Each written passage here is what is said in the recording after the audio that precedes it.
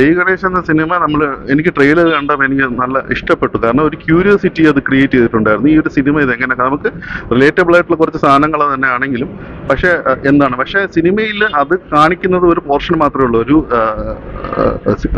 സിനിമയിലെ നായകൻ ചെയ്യുന്ന ചില കാര്യങ്ങൾ മാത്രമേ ട്രെയിലറിൽ കാണിക്കുന്നുള്ളൂ. പക്ഷെ കഥ വീണ്ടും ഒരു ഡിഫറെൻ്റ് ആയിട്ടുള്ള ഒരു മോഡലാണ് നടക്കുന്നത്. അപ്പം ഇത് കൊച്ചിയിൽ നടക്കുന്ന ഒരു കഥയാണ്. അപ്പം കൊച്ചിയിലെ സ്ഥലങ്ങളും അവിടെ നടക്കുന്ന ഒരു കഥയാണ്. അപ്പം കൊച്ചിയിൽ പിന്നെ കേരളത്തിൽ അങ്ങോളം ഇങ്ങോളം നടന്നതും ഇതിനു മുമ്പ് നടന്നിട്ടുള്ളതുമായിട്ട് പല കാര്യങ്ങളും ഇതിനകത്ത് കഥയിൽ ബന്ധിപ്പിച്ചു വരുന്നുണ്ട്. ആ സംഭവമായിട്ട് ബന്ധമില്ല, നമുക്ക് ഇതിനു മുമ്പ് കേരളത്തിൽ നടന്ന പല കാര്യങ്ങളും. ഉദാഹരണത്തിന് ഒരു കിഡ്നാപ്പിംഗ് കേസ് ഈ അടുത്ത് വളരെ ഫേമസ് ആയിരുന്നു.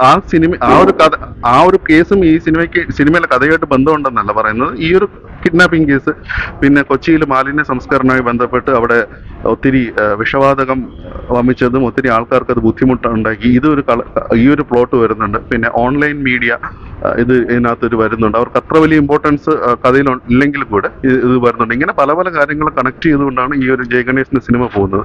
സിനിമയുടെ തീം എന്ന് വെച്ച് കഴിഞ്ഞാൽ പലർക്കും ഒരു തെറ്റിദ്ധാരണ ഉണ്ടായിരുന്നു. ഇപ്പം എനിക്ക് പോലും ഒരു തെറ്റിദ്ധാരണ ഉണ്ടായിരുന്നു അതൊരു സൂപ്പർ ഹീറോ ജോണറിലുള്ള ഒരു സിനിമ ആയിരിക്കുന്നത്. പക്ഷെ തീർച്ചയായിട്ടും അല്ല. ഇതൊരു ടിപ്പിക്കൽ ഒരു സാധാരണ സിനിമ. ഒരു വ്യക്തി അയാൾ ഫിസിക്കലി ചാലഞ്ചഡ് ആയിട്ട്, അതായത് അദ്ദേഹത്തിന്റെ ഇരു കാലുകൾക്കും ശേഷി നഷ്ടപ്പെട്ട ഒരു വ്യക്തി, അദ്ദേഹം ജോലി ചെയ്യുന്നു. ജോലിക്ക് അതീതമായിട്ട് അദ്ദേഹം എത്തിക്കൽ ഹാക്കിംഗ് കൂടെ ചെയ്യുന്നുണ്ട്.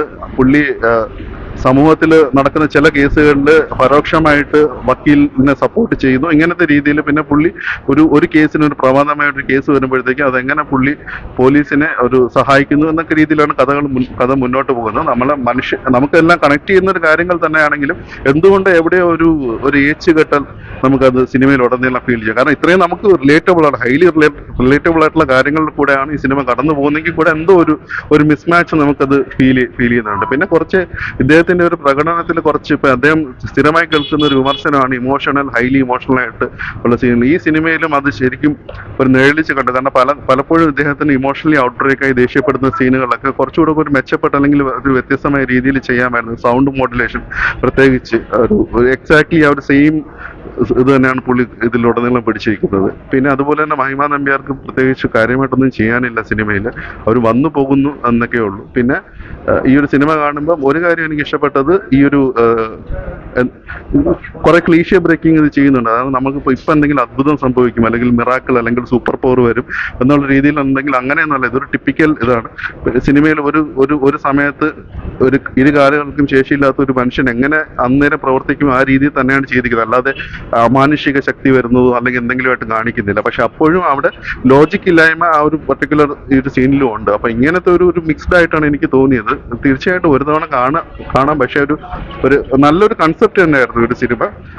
പക്ഷെ അത് കുറച്ചുകൂടി ബെറ്റർ ആയിട്ട് അവർക്ക് എടുക്കാമായിരുന്നു എന്നാണ് എൻ്റെ അഭിപ്രായം. പിന്നെ അതുപോലെ തന്നെ എനിക്ക് യാദൃശ്യമായി തോന്നിയൊരു കാര്യം എന്ന് വെച്ച് കഴിഞ്ഞാൽ ആവേശം, ജയ് ഗണേഷ് രണ്ട് സിനിമകളുടെ അവസാന പോർഷൻ കഥയുമായിട്ട് യാതൊരു ബന്ധമില്ലെങ്കിലും അത് പ്രസന്റ് ചെയ്തിരിക്കുന്ന രീതി എക്സാക്ട്ലി കുറച്ച് അനിമേറ്റഡ് ആയിട്ടുള്ള കുറച്ച് കാര്യങ്ങൾ കാണിക്കുന്നുണ്ട്. രണ്ടിലും വരുന്നുണ്ട്. അപ്പൊ രണ്ടിലും ജയ് ഗണേഷിലെ ആ ഒരു പോർഷൻ എനിക്ക് വളരെ നന്നായിട്ട് ഇഷ്ടപ്പെട്ടു. അത് ഒരുപക്ഷെ യാദൃശ്ചികമായി ഒരേ ദിവസം ഇറങ്ങിയ രണ്ട് മലയാള സിനിമകൾക്ക് അങ്ങനത്തെ രീതിയിൽ വന്നത് തികച്ചും യാദൃശ്ചികമായിരിക്കാം. പക്ഷെ അത് നന്നായിരുന്നു.